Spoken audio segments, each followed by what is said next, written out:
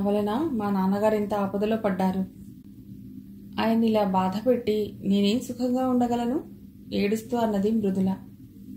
మృదుల, లాస్య చెరువుగట్టున ఉన్న ఆంజనేయ స్వామి కోవెలకు వచ్చారు. స్వామి దర్శనం చేసుకుని చెరువు గట్టునున్న మెట్ల మీద కూర్చున్నారు. గోపాలరావు కట్టం డబ్బు తీసుకుని అల్లుడి దగ్గరికి బయలుదేరిన దగ్గర నుండి పడిన ఇబ్బందులు, రఘురామయ్య గారి దగ్గర ఆశ్రయం పొందటం, తెల్లవారిన తర్వాత డబ్బు పోగొట్టుకోవటం, రఘురామయ్య గారి అబ్బాయి హత్య, ఆ నేరంలో ఇరుక్కోవటం అంతా లాస్య మృదులకి వివరంగా చెప్పింది. అది విన్న దగ్గర నుండి మృదుల కంటికి మింటికి ఏకధారగా ఏడుస్తోంది. ఆయనకు అలాంటి స్థితి రావటానికి తనే కారణమని కుమిలి కుమిలిపోతోంది. అన్నపూర్ణమ్మ పూర్తిగా రాయిలా మారిపోయింది. దెబ్బల మీద దెబ్బ తగిలినందుకేమో ఆవిడ గుండె బండగా మారిపోయింది. ఆవిడ బాధపడితే ఓదార్చగలరెవరైనా, కానీ మౌనంగా గంభీరంగా మారిపోయిన ఆ ఇల్లాలిని ఎలా ఓదార్చాలో, ఏమని పలుకరించాలో అర్థం కాలేదు లాస్యకి. మృదుల, ఈ సంఘటనకి ఎవరూ బాధ్యులు కారు. పరిస్థితులు అంతే. టైం బాగోలేకపోతే చేతిలో తాడే పామై కరుస్తుందంటారు పెద్దలు. ప్రస్తుతం మీ నాన్నగారు చాలా సుఖంగా సంతోషంగా ఉన్నారు. ఇదిగో ఈ లెటర్ చదువు, నీకే తెలుస్తుంది. బ్యాగ్లోంచి గోపాలరావు రాసిన లెటర్ తీసిచ్చింది లాస్య. నాన్నగారు లెటర్ రాశారా? ఆత్రంగా అందుకుని కాగితం మడత విప్పింది. మధ్య మధ్య కన్నీళ్లు తుడుచుకుంటూ ఉత్తరం చదవసాగింది. నెమ్మదిగా అతడి కళ్లలో రవ్వంత వెలుగు తొంగి చూసింది. చటుక్కున లాస్య చేయి పట్టుకుని కళ్ళకద్దుకుంటూ అన్నది, మీరు నాన్నగారికి రైల్లో తారసపట్టం ఎంత మంచిదయింది. నిజంగా మా అదృష్టం లాస్య గారు. మీకు నా చేతనైన సహాయం ఏదైనా చేస్తాను, అడగండి. మా నాన్నగారికి ఆశ్రయం ఇచ్చింది కాక ఉద్యోగం కూడా ఇచ్చారంటే మీ నాన్నగారు ఎంత మంచివారై ఉంటారు. కానీ మీకు మేమేమీ చేయలేకపోతున్నాం. ఈ పల్లెటూరు, మట్టి రోడ్డు, పాతకాలం నాటి ఇళ్ళు, గొడ్డు కారం, పప్పు, ఇవి తప్ప మీకేం చేయలేదు. లాస్య చిరునవ్వు నవ్వింది. పుట్టిన దగ్గర నుండి భోగాలలో పెరిగాను, భోగాలతో బతికాను. నాకు అవేం వద్దు. ప్రశాంతంగా ఏ టెన్షన్ లేకుండా కొంతకాలం ఈ మారుమూల ఇలా ఉండటం నాకెంతో హాయిగా ఉంది. పళ్ళరసాలు, డ్రై ఫ్రూట్స్, బాదం పాలు, బ్రెడ్, జామ్, బిస్కెట్లు ఇలాంటి పదార్థాలతో బతికిన నాకు జీవితంలో మొదటిసారిగా తెలుగువారి వంటల రుచి, మాధుర్యం చవి చూపించారు. ఇక్కడ నాకేం కష్టం లేదు. నా గురించి మీరేం ఆలోచించవద్దు. కాకపోతే నేను చేయవలసిన పని ఒకటి ఉంది. ఏంటది? లాస్య కొన్ని క్షణాలు మౌనంగా ఉండి అన్నది, నిన్ను నీ భర్త దగ్గరకు చేర్చటం. మృదుల మొహం లానమైంది, మాట్లాడలేదు. మీ వారి అడ్రస్ ఇస్తావా? అవసరం లేదు. ఇంత జరిగాక నేను అక్కడికి వెళ్ళలేను. వెళ్ళినా రానివ్వరు. ఎందుకు రానివ్వరు? రానిస్తారు. నేను తీసుకెడతాను. ఎలా పంపిస్తారు? ఆ మనిషికి కావాల్సింది నేను కాదు, నాతో పాటు డబ్బు. ఆ డబ్బుతోనే పంపిస్తాను. లాస్య, అంటే ఏం చేస్తావు? విభ్రాంతిగా అడిగింది. లాస్య మెత్తగా నవ్వింది. మృదుల, నువ్విప్పుడు నా చెల్లెల్లాంటి దానివి. నీ పరిస్థితిలో నా చెల్లెలుంటే నేనేం చేస్తానో అదే చేస్తాను. సరేనా? నాకు అతని అడ్రస్ ఇవ్వు చాలు. మిగతా విషయాలు నేను చూసుకుంటాను. మృదుల మనసు కరిగిపోయింది. చటుక్కున ఆమె చేతులు అందుకుని కళ్ళకద్దుకుంది. లాస్య నవ్వింది. ఏమిటి పిచ్చి? పిచ్చి కాదు, ఆరాధన నవ్వింది మృదుల. ఇక వెళదాం పద లాస్య, బాగా పొద్దుపోయింది. అమ్మ కంగారు పడుతుంటుంది అన్నది లేచి నిలబడి. ఇద్దరూ ఇంటి మొహం పట్టారు. ఇళ్ల ముందు అప్పటికే కళ్ళాపు జల్లి ముగ్గులేస్తున్నారు అమ్మాయిలు. వీధి అరుగు మీద పిల్లలు, ఆడవాళ్లు కూర్చుని కబుర్లు చెప్పుకుంటున్నారు. వీళ్ళిద్దరినీ చూస్తూ మృదులని పలుకరించారు. ఏమ్మా మృదుల, చుట్టాలా? నీకేమవుతుంది పిల్ల? ఎక్కడో చూసినట్టుందే అంటూ. మృదుల చిరునవ్వు తెచ్చిపెట్టుకుని, అవును పిన్ని, మా అత్త కూతురు. ఇంతకాలం నుండి విదేశాల్లో ఉన్నారు వీళ్ళు. తరచ్చం సినిమా స్టార్లా ఉంటుందిలే. అవునే, ఆ మధ్యన ఏదో కొత్త సినిమా చూసా. అందులో చేసినట్లుందే ఒక పిల్ల.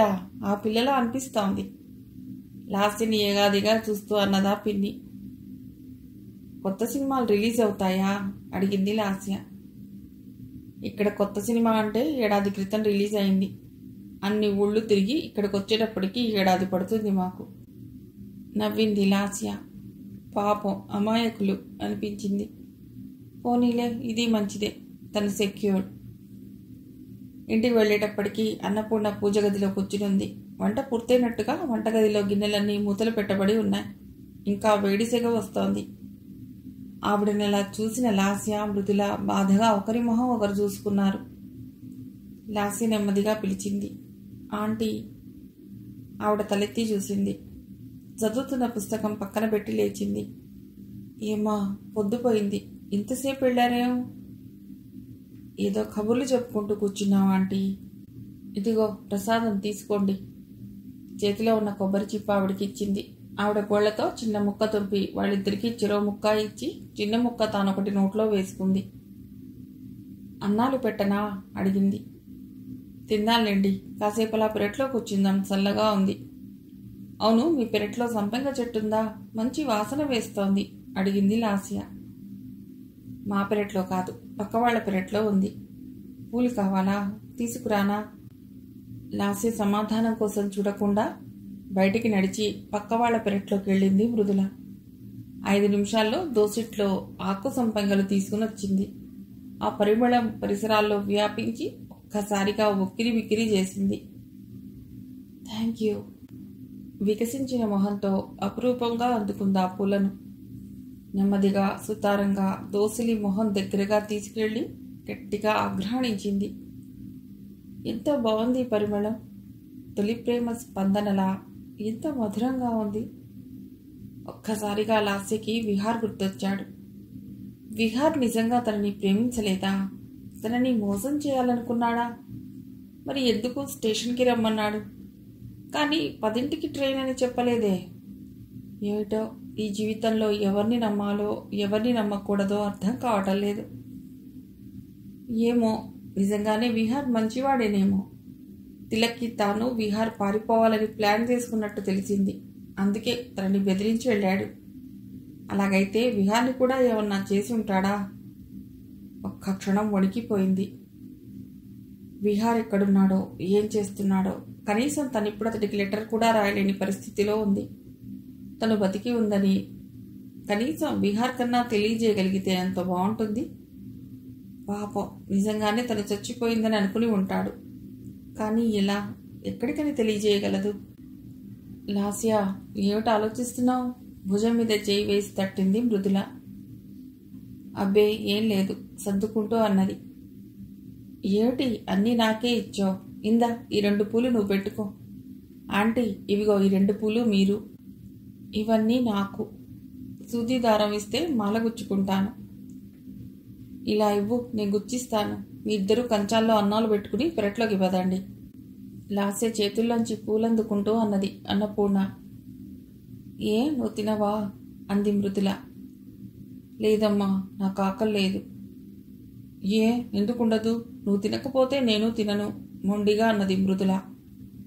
నేను తినను వంతపాడింది లాస్య. ఏమిటమ్మా మీ అల్లరి? నాకు ఆకలి కాలేదు. వినరేం? ఆకలి లేక కాదు, ఆకలి చంపుకుంటున్నారు మీరు. ఆంటీ, నేను చెప్పాను కదా అంకుల్ చాలా హ్యాపీగా ఉన్నారని. కావాలంటే రండి, మనం అలా ఎస్టీడీ బూత్కి వెళ్ళి అంకుల్తో మాట్లాడొద్దాం. ఆవిడ చెమర్చిన కళ్ళు చెంగుతో ఒత్తుకుంటూ అంది. ఆయన సుఖంగా లేరని కాదమ్మా, నా బాధంతా ఆయన మీద పడిన నింద ఎలా పోతుందా అని.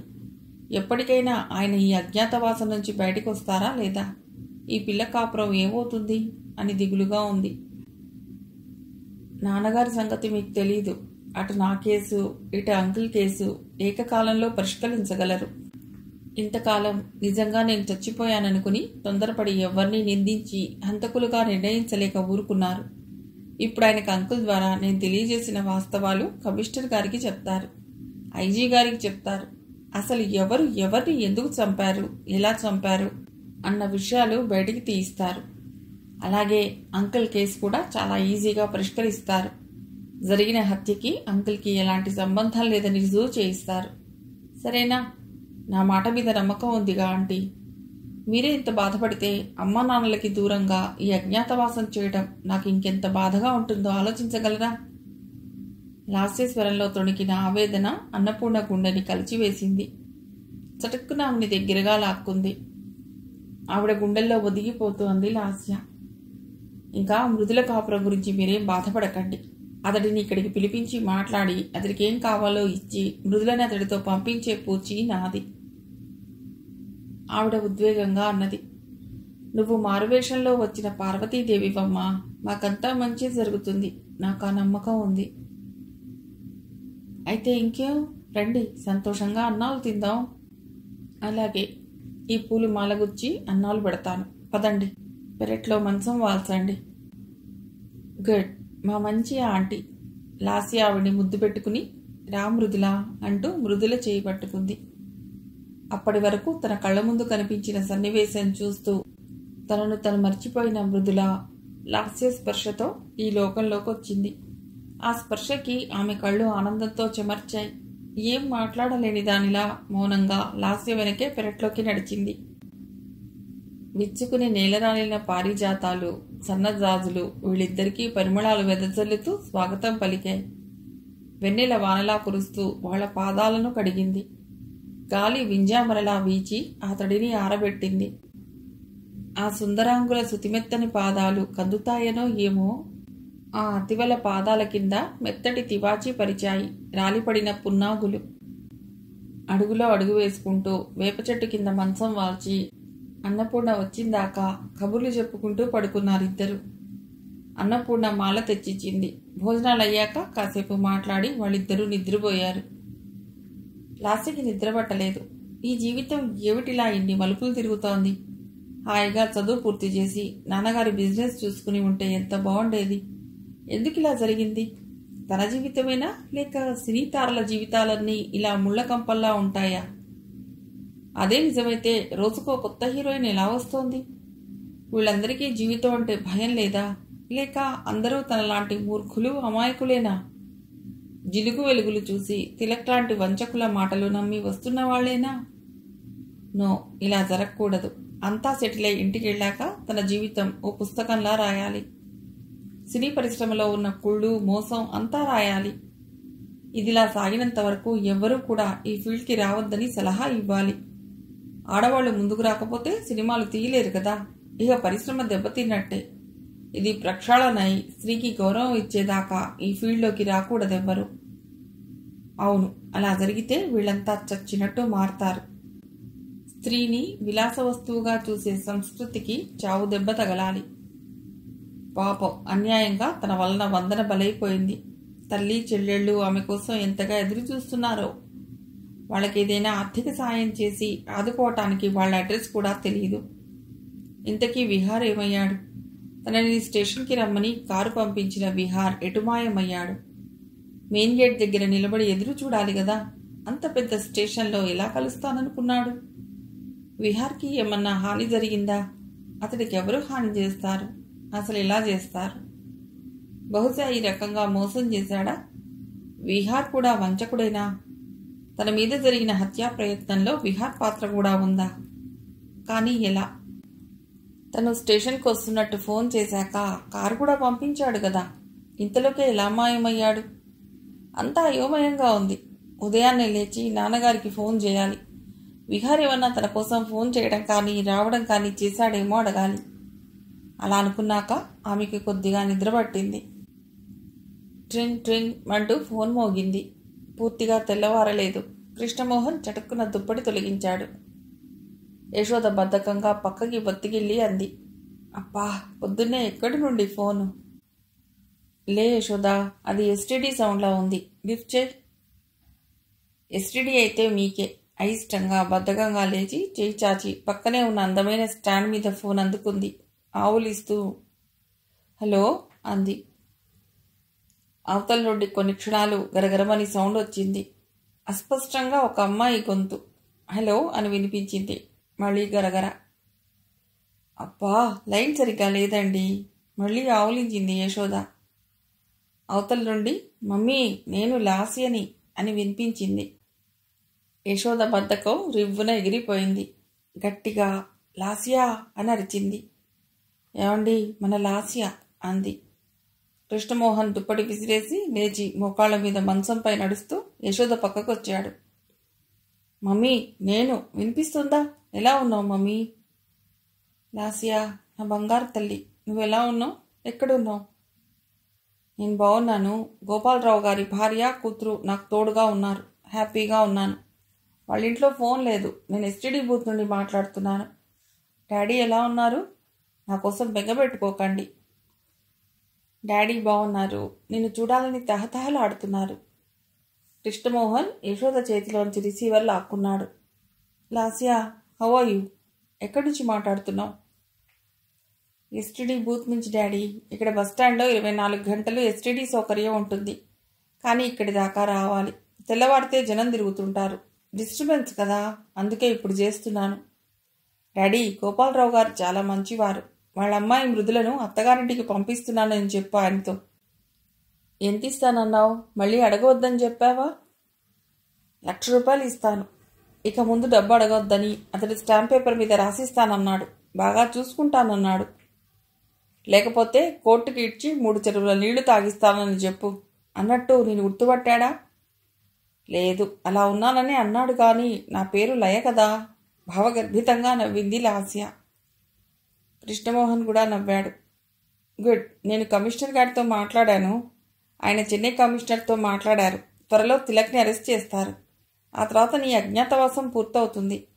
అందాక నీకు మాకు కూడా ఈ శిక్ష తప్పదు. డాడీ, లాస్యస్వరం సన్నగా వణికింది. Daddy, I'm sorry. మీ మాట వినకుండా వెళ్ళినందుకు నాకు మంచి శిక్ష పడింది కదూ? కృష్ణమోహన్ మనస్సు చివుక్కుమంది. లేదు తల్లి, లేదు. అలా ఎప్పుడూ అనుకోకు. Let us forget past. త్వరలో మనకి మంచి రోజులు వస్తాయి. లాస్య దుఃఖం అణుచుకుని, ఉంటాను డాడీ. ఇక్కడ ఫోన్ కోసం క్యూలో నిలబడ్డారు జనం. మమ్మీకి కూడా బాయ్ చెప్పారని చెప్పండి. గోపాలరావు గారికి వాళ్ళ అమ్మాయి, ఆయన భార్య కులాసాగా ఉన్నారని చెప్పండి. నాతో పాటు వాళ్ళని కూడా తీసుకొస్తాను. అలాగే తల్లి. ఫోన్ డిస్కనెక్ట్ అయ్యింది. కృష్ణమోహన్ భారంగా నిట్టూర్చాడు. యశోద ఆయన దగ్గరగా జరిగింది. ఏమండి, పాప ఎప్పుడొస్తుంది? అంది గాత్కదికంగా. ఆయన ఆమెని చెయ్యి మీద అంటి ముట్టనట్టు చెయ్యి వేసి మృదువుగా అన్నాడు. త్వరలో వస్తుంది. ఏమిటో హాయిగా పట్టుపరుపులు ఏసీ రూమ్లో పడుకోవలసిన నా కూతురు ఆ పల్లెటూళ్ళలో ఎన్ని అవస్థలు పడుతుందో, ఎలా ఉందో. బాదం పాలు, యాపిల్ జ్యూస్తో బతకవలసిన నా బిడ్డకి వాళ్ళు గొడ్డుకారం వేసి అన్నం పెడతారో ఏమిటో. యశోద, నీకు దాని మీద ప్రేమ లేదని నేను అనటం లేదు. కానీ నీకున్న పబ్లిక్ రిలేషన్స్లో ఎప్పుడన్నా ఆనందమో దుఃఖమో అతిశయించి నోరు జారటం స్త్రీ లక్షణం. అందుకే జాగ్రత్తగా ఉండమని చెప్తున్నాను. ఓకే, 7 దాటింది. నేను రెడీ అవ్వాలి. అన్నట్టు మర్చిపోయాను. ఇవాళ నేను చెన్నై వెళుతున్నాను. గోపాలరావు గారికి ఏం కావాలో కొంచెం శ్రద్ధగా కనిపెట్టుండు. అలాగే. ఇద్దరూ మంచం దిగి ఎవరి దారిన వాళ్ళు వాళ్ళ పనుల్లో నిమగ్నమయ్యారు. ఆ సాయంత్రం కృష్ణమోహన్ చెన్నై వెళ్ళిపోయాడు. వెళ్లే ముందు గోపాలరావుని కలుసుకుని ఆయనకి ఏ అవసరం వచ్చినా యశోదని సొంత చెల్లెలిగా భావించి నిర్మోహమాటంగా ఏం కావాలన్నా అడగమని చెప్పి వెళ్ళాడు. ఆఫీస్ అయిపోగానే గోపాలరావు తన కోసం కేటాయించిన గెస్ట్ హౌస్కి వెళ్ళిపోయాడు. విశ్వమోహన్ యశోద దగ్గరికి బయలుదేరాడు. హాల్లో కూర్చుని టీవీ చూస్తోంది యశోద. నారింజ రంగు మైసూర్ సిల్క్ చీర కట్టుకుని స్లీవ్లెస్ జాకెట్ వేసుకుంది. లాస్య మరణించిన దగ్గర నుండి చిక్కి శల్యమై దిగులతో కుంగిపోయిన ఆమె మొహంలో సంతోషం ఛాయలు కనిపిస్తున్నాయి. యోగాసనాలు చేసిన శరీరం వంపులు తిరిగి ఆమె అసలు వయస్సు 10 ఏళ్లు దాచేసింది. 32 ఏళ్ల యువతిలా కనిపిస్తోంది. ఆమెనలా చూస్తుంటే అతడి అనుమానం బలపడసాగింది. హలో. విశ్వమోహన్ పలకరింపుతో తుళ్ళిపడి చూసింది. నువ్వా విశ్వం? రా. సోఫా చూపించింది. ఎన్నాళ్ళకి నేను ఇలా చూస్తున్నాను. విశ్వమోహన్ ఆమె పక్కగా వచ్చి కూర్చున్నాడు. యశోద పలుచగా నవ్వింది. కృష్ణ కూడా లేడు. ఏం చేస్తున్నావో, మళ్ళీ అన్నీ తలుచుకుని కుమిలిపోతున్నావేమో అని భయపడుతూ వచ్చాను. పోనీలే, తేరుకున్నాం అన్నాడు మళ్ళీ. తప్పదుగా విశ్వ. కాలం కరుగుతూ కరుగుతూ బాధల్ని, వేదనల్ని తనతో తీసుకెడుతుంది. కాబట్టే మనిషి ఎన్ని సమస్యలు వచ్చినా తట్టుకుని బతకగలుగుతున్నాడు. లేకపోతే ఈ జీవితం బాధపడటానికే సరిపోతుంది. బాగా చెప్పావు. నీకింత ధైర్యం వస్తుందనుకోలేదు. అది సరే, లాస్య కేసు విషయంలోనా, ఆఫీస్ పని మీద కృష్ణ చెన్నై ఎందుకు వెళ్ళాడు అడిగాడు అనుమానంగా. లాస్య కేసు విషయంలోనే చెప్పింది యశోద. అలాగా, ఎంతవరకు వచ్చిందిట? హంతకుడు ఎవరో తెలిసిందటనా? ఎస్, చూచాయిగా తెలిసింది. కానీ ఆధారాలు కావాలి. కోర్టుకి సాక్ష్యాలు లేకపోతే నమ్మదుగా. అలాగా, హంతకుడెవరో తెలిస్తే ఆధారాలు అవే దొరుకుతాయి. ఎంతకాలం దాగుతుంది పాపం? ఇంతకీ ఎవరిట? తెలీదు, దొరికాడన్నారు, కానీ నాకు వివరాలు చెప్పలేదు. కృష్ణ ఈ మధ్య నన్నే కాకుండా నిన్ను కూడా నమ్మటం లేదన్నమాట. అదేమిటి? అవును, ఈ మధ్య చాలా విషయాల్లో నాతో గుంభనంగా ఉంటున్నాడు. తనే కాదు, నువ్వు కూడా దూరంగా అంటీ ముట్టనట్టు ఉంటున్నావు. ఇంత అకస్మాత్తుగా మీ ఇద్దరికీ దూరం అవటానికి నేను చేసిన తప్పేమిటి? బాధ ధ్వనింపజేస్తూ అన్నాడు. యశోద అతడి వైపు చూసింది. విశ్వమోహన్, కృష్ణమోహన్ సొంత అన్నదమ్ముల్లా ఉండేవాళ్ళు. అలాంటిది ఈ మధ్య విశ్వమోహన్ పట్ల ఆయన కొంచెం వ్యతిరేకత చూపడం తను గమనిస్తోంది. తామిద్దరి విషయం ఆయనకి తెలిసిందన్న అనుమానం కూడా కలిగింది తనకి.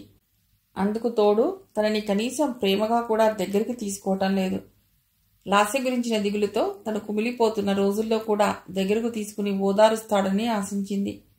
కానీ కృష్ణమోహన్ చాలా కాలంగా తనతో పరాయివాడిలా ఉంటున్నాడు. ఒకే మంచం మీద పడుకున్నా ఆయనలో చలనం ఉండటం లేదు.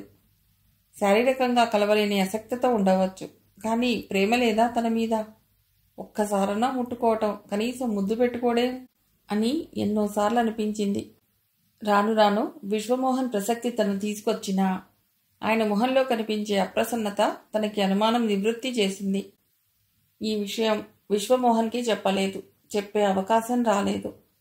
యశోద నెమ్మదిగా అన్నది. మన గురించి ఆయనకు తెలుసునని నా అనుమానం.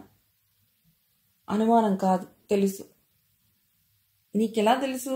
ఆశ్చర్యంగా చూసింది. కృష్ణ, ఇంద్రాణి మాట్లాడుకుంటుంటే విన్నాను. ఏమని? ఇంద్రాణి నా నుంచి విడాకులు ఇప్పించమని తనని కోరింది. మనం బతికేది లోకం కోసం ఇంద్రాణి. పరువు మర్యాదలు కాపాడుకోవాలంటే నాలాగే నువ్వు కూడా ఏం ఎరగనట్టు ఉండు అని చెప్పాడు. అలాగా, ఎప్పుడు జరిగింది? చాలా కాలం అయింది, లాస్య సినిమాలోకి వెళ్లే ముందు. మరి నాకు అప్పుడు ఎందుకు చెప్పలేదు? కావాలనే చెప్పలేదు. కృష్ణకి తెలిసినని నీకు తెలిస్తే నాకు దూరం అవుతావని భయపడ్డాను. యశోద ఆలోచిస్తూ అయోమయంగా ఉండిపోయింది. ఆమెకి కాళ్లలోంచి వణుకొస్తున్నట్టుగా అనిపించింది. కృష్ణమోహన్కి తెలుసా? తనకి విశ్వమోహన్కి ఉన్న సంబంధం తెలుసా? ఎలా? మరి ఎలా ఊరుకున్నాడు? పరువు కాపాడుకోవడానికా? కనీసం తనను తిట్టను కూడా లేదే. ఇదంతా ఆయన మంచితనమా, సంస్కారమా? యశోద కళ్లల్లో పల్సని నీటి తెర కమ్ముకుంది. అవును, గోపాలరావు గారెవరు? నేను ఇంతకాలం నుండి ఎన్నడూ చూడలేదు హఠాత్తుగా అడిగాడు విశ్వమోహన్. యశోద చెప్పబోయి ఆగిపోయింది. నాకు తెలీదు విశ్వం. ఆయన స్నేహితులు బడిపంతులుగా చేసేవారట. ఆ స్కూల్లో జీతాలు ఇవ్వక నానా ఇబ్బంది పడుతుంటే ఇక్కడికి పిలిపించారు ఆయన. ఐసి. కానీ బడిపంతులు అకౌంట్స్ మేనేజర్గా ఏం చేయగలరు? ఆయనకు కూడా మ్యాథ్స్ బాగా వచ్చుట. అయినంత మాత్రాన అకౌంట్స్ తెలియాలని ఏమీ లేదు. దాందే ఉందిలే, తెలుసుకుంటారు. అదేం బ్రహ్మ విద్య. ఆఫ్కోర్స్. సరేలే, ఈ విషయాలకే. చాలా కాలం తర్వాత మనకి ఏకాంతం దొరికింది. ఇలాగే గడుపుదామా? యశోద మాట్లాడలేదు. యేషు ఆమెకి దగ్గరగా జరిగి చటుక్కున ఆమె ఒళ్ళో తలపెట్టుకున్నాడు. నీ బాధ చూడలేక, నిన్ను ఓదార్చలేక, నీ వియోగం తట్టుకోలేక నేను ఎలా నలిగిపోతున్నానో తెలుసా ఇంతకాలం నుండి. ఇన్నాళ్ళకి నువ్వు లాస్యని మర్చిపోయి మళ్ళీ మామూలు యశోదవే అయ్యావు. నీకు ఈ సమయంలో లేనిపోని విషయాలు చెప్పి మూడు పాడు చేశాను. I'm sorry. ప్లీజ్ అదంతా మనసులో పెట్టుకోకు. అయిందేదో అయ్యింది. ఇప్పటికే మనం జీవితంలో విలువైన కాలం వృధా చేశాం. ఇంకా ఇంకా చేస్తున్నాం. ఇవాళ లభించిన ఈ ఏకాంతం వృధా చెయ్యొద్దు. యశోద మనసు అదుపు తప్పింది. కృష్ణమోహన్ నుంచి తాను ఆశించిన ప్రేమ, ఓదార్పు దోసిళ్లతో అందిస్తున్నాడు విశ్వమోహన్. జరిగిందేదో జరిగింది. కృష్ణమోహన్కి తెలియకుండా ఉండాలని ఆశించింది, కానీ తెలిసిపోయింది. ఇప్పుడు వెనక్కి తీసుకోలేదు. అలాగని పాపం చేసినట్టు ఏడుస్తూ కూర్చోవటం తన స్వభావం కాదు. జీవితాన్ని అందినంత మట్టుకు అందంగా అనుభవించాలన్నది తన పాలసీ. ఇంతకాలం లాస్య గురించి బెంగతో శారీరక అవసరం గుర్తుకు రాలేదు. ఇప్పుడు లాస్య ఎక్కడో సుఖంగా ఉందన్న వాస్తవం మనసుకి కొంత శాంతిని కలిగించింది. చాలుగా. ఆమె ఆలోచనలు గ్రహించిన వాడిలా విశ్వమోహన్ తన చేష్టలతో ఆమెను రెచ్చగొట్టసాగాడు. తను యశోద సన్నిహితంగా వచ్చి చాలా కాలమైంది. ఈ అవకాశం తనకి 2 విధాలుగా ఉపయోగపడుతుంది కాబట్టి వదలకూడదు. ఒకటి, ఆమెను అనుభవించవచ్చు. రెండవది, లాస్య మరణం విషయంలో ఏదో మిస్టరీ ఉందన్న అనుమానం తీర్చుకోవచ్చు. లాస్యకి గోపాలరావుకి ఉన్న సంబంధం ఏమిటో తెలుసుకోవచ్చు. యశోదని వివసరాల్ని ఎలా చెయ్యాలో తనకి బాగా తెలుసు. యశోద అనవసరంగా ఆనందాన్ని త్యాగం చేయదు. ఆమె మనస్తత్వం తనకు బాగా తెలుసు. చాలా కాలం తర్వాత ఇవాళ కొంచెం చలాకీగా ఉంది. ఇదివరకటిలా అందంగా తయారైంది. ఎప్పుడూ శోకదేవతలా కూర్చుని చేసేదేముంది అనుకుంటుందో, లేక లాస్య నిజంగా బతికే ఉందో. ఏది ఏమైనా లాస్య గురించి తనకు వచ్చిన అనుమానం తీర్చుకోవటానికి యశోద వల్లనే సాధ్యం. విశ్వమోహన్ ఆమె దగ్గరగా జరిగి భుజం మీద చేయి వేసి అన్నాడు, సారీ యశు, నీ మనసు బాధ పెట్టాను. ఇంతకాలానికి నువ్వంతా మర్చిపోయి కాస్త నవ్వుతూ హుషారుగా కనిపిస్తే చూసి సంతోషించవలసింది పోయి అనవసరమైన విషయాలు మాట్లాడాను. ఎనీవే, అంతా మర్చిపోదాం. కమాన్. గట్టిగా గాఢంగా కౌగిలించుకున్నాడు. ఎంతకాలం అయింది తను విశ్వమోహన్తో సరదాగా గడిపి? నెమ్మదిగా అడిగింది. గోపాలరావు గారు గెస్ట్ హౌస్కి వెళ్ళిపోయారా? వెళ్ళారు. నున్నగా ఉన్న ఆమె చెంపలు నిమిరి ముద్దు పెట్టుకుంటూ అన్నాడు. తప్పదా? బాగుంది, ఇక్కడేనా? చిరుకోపంగా అన్నది. బలవంతంగా లేచాడు. అరగంట తర్వాత ఆమె పక్కన పడుకుని చెదిరిన ముంగుర్లు సవరిస్తూ అన్నాడు, యశు, మన విషయం ఎలాగూ కృష్ణకు తెలిసింది, ఇంద్రాణికి తెలిసింది. ఇక దాపరికం ఎందుకు? ఈ దొంగతనం ఎందుకు? అంటే ఏం చేద్దామని అడిగింది. ఏముంది, నువ్వు కృష్ణకి, నేను ఇంద్రాణికి విడాకులు ఇద్దాం. మనం పెళ్లి చేసుకుందాం. ఇంకా నయ్యం, ఈ వయస్సులో పరువుగా బతకాలం లేదా? ఇందులో పరువు తక్కువ ఏముంది? ఈ కాలంలో ఇదంతా కామన్. నచ్చని వాళ్ళని వదిలేసి నచ్చిన వాళ్లతో బతకడానికేగా చట్టం ఉంది. కావచ్చు, కానీ సమయం మించిపోయింది. అయినా ఇప్పుడేమైంది ఇలా ఉంటే? నాకు బాగోలేదు. మనం కలుసుకోవటానికి ఏవో రిస్ట్రిక్షన్స్. ఎప్పుడో నెలకో 2 నెలలకో కలుసుకుంటుంటే అమూల్యమైన కాలం అంతా మిస్ అవుతున్నట్లుగా అనిపిస్తోంది. అదీగాక ఆపాడు. అదీగాక అతడి మీసం మృదువుగా రాస్తూ అడిగింది. విశ్వమోహన్ వెలగిలా పడుకుని సీలింగ్ చూస్తూ అన్నాడు, నాకు పిల్లలు లేరు. నీకున్న ఒక్క కూతురు చచ్చిపోయింది. విశ్వం, ఆవేశంగా పిలిచింది యశోద. విశ్వం చిత్రంగా చూశాడు. ఏమిటి అంత ఆవేశపడుతున్నావే? ఏం జరిగింది? అబ్బే, ఏం లేదు. లాస్య చచ్చిపోయిందన్నమాట నేను వినలేను, భరించలేను. అది భౌతికంగా లేకపోయినా నా గుండెల నిండా నిండిపోయి ఉంది. ఈ ఇంట్లో అడుగడుగునా దాని పదధ్వనులు వినిపిస్తూనే ఉన్నాయి. తీయని నా లాస్య స్వరం ఎక్కడి నుండో అమ్మా అమ్మా అంటూ నా గుండెని తట్టి పిలుస్తూనే ఉంది. పిచ్చిదానా, వాస్తవాన్ని భరించలేని బలహీనురాలివి కాకు. అందుకే చెప్తున్నాను, మనం లీగల్గా ఒకటైతే పిల్లల్ని కనవచ్చు. నీకేం వయస్సు ముదరలేదు, నాకు ముదరలేదు. ఇంకా పిల్లల్ని కనే వయస్సు ఉంది. ఏమో, లాస్య మళ్ళీ నీ కడుపున పుట్టొచ్చుగా. చచ్చిపోయిన లాస్య పునర్జన్మ ఎత్తవచ్చుగా. విశ్వం, ప్లీజ్ మళ్ళీ ఆ మాట అనొద్దు. ఎందుకనొద్దు? రెచ్చగొడుతూ అడిగాడు. అనద్దన్నాను, అనొద్దు. ఎందుకని చెప్పొచ్చుగా. యశోద మాట్లాడలేదు. లాస్య బతికే ఉంది కదూ? ఉలిక్కిపడి చూసింది. బతికి ఉండడం ఏమిటి? ఎవరన్నారు? ఈ మధ్య ఎవరో చెప్పారు లాస్య బతికే ఉందని. నీకు తెలియదా? యశోద భయం, ఉలికిపాటు కప్పిపుచ్చుకుంటూ అన్నది. నాకు తెలియదు. లాస్య బతికుందా? విశ్వమోహన్ ఆమె కళ్ళలోకి చూస్తూ అన్నాడు. ఆ చచ్చిపోయింది లాస్య మేకప్ ఉమెనిట. లాస్య ఎవరితోనో లేచిపోయిందిట. విశ్వం, యశోద తీవ్రంగా అరిచింది. లేచిపోవలసిన కర్మ దానికేమిటి? అది ఎవరిని కోరుకుంటే వాళ్లతోటే పెళ్లి జరిపించేవాళ్ళం. ఎవరో ఏదో వాగితే అదంతా నా దగ్గర ఇంకెప్పుడు వాగకు. సారీ యశోదా, నిన్ను బాధ పెట్టాలని నా ఉద్దేశం కాదు. లాసే బతుకుందంటే నాకు మాత్రం సంతోషం కాదా? లాసే నీకు సొంత కూతురు, నాకు పెంచిన కూతురు. ఈ భుజాల మీద మోశాను. కన్న ప్రేమ కన్నా పెంచిన ప్రేమ గొప్పదంటారు తెలుసా? వీలైనంత సౌమ్యంగా బాధ ధ్వనింపజేస్తూ అన్నాడు.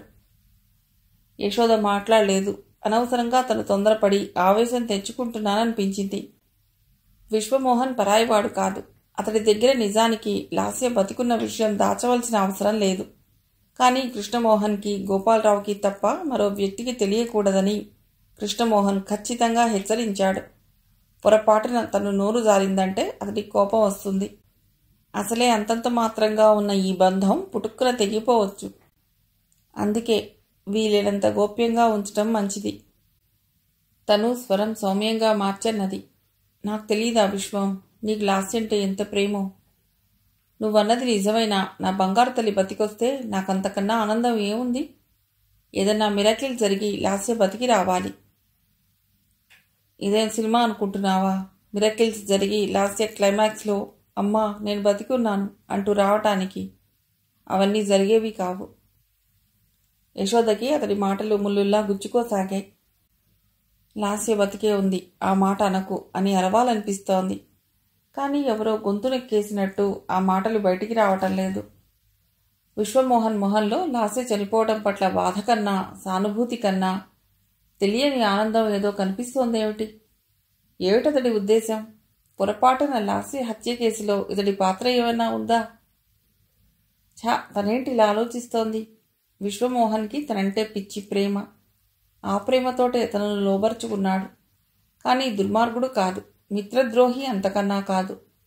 తనెందుకు ఇతడిని అనుమానిస్తోంది? యశోద మనస్సంతా అల్లకల్లోలంగా తయారైంది. అప్పటిదాకా అనుభవించిన సుఖం ఇప్పుడు వెగటుగా అనిపిస్తోంది. అతడి స్పర్శ ఇప్పుడు ఏ అనుభూతిని ఇవ్వటం లేదు. ఏమిటో ఎందుకో చిరాగ్గా ఉంది. ఏమిటి ఆలోచిస్తున్నావు యేషు? నిజంగా లాస్య తిరిగొస్తే ఏం చేయాలా అనా? పిచ్చిదానా, డోంట్ వేస్ట్ ఎనర్జీ. లాస్య లేదు, చచ్చిపోయిందన్న నిజం జీర్ణించుకోవటానికి ప్రయత్నించు. విశ్వం, లాస్య బతికే ఉంది, గట్టిగా అరిచింది. ఒక్కసారిగా పిన్ డ్రాప్ సైలెన్స్ ఆవరించింది. ఆ మాట అన్నాక యశోద భయంగా విశ్వం వైపు చూసింది. ఆమె పెదాలు వడకసాగాయి. కళ్ళ నిండా భయం నిండిపోయింది. విశ్వం ఆమె వైపే కొన్ని క్షణాలు తదేకంగా చూశాడు. ఆ తర్వాత అతడి పెదాలు చిరునవ్వుతో విచ్చుకున్నాయి. నెమ్మదిగా ఆ పెదాల మధ్య నుండి సన్నగా నవ్వు వినిపించి తెరలు తెరలుగా పైకి ఉబకసాగింది. గట్టిగా నవ్వసాగాడు. మిగిలిన కథ తర్వాతి భాగంలో.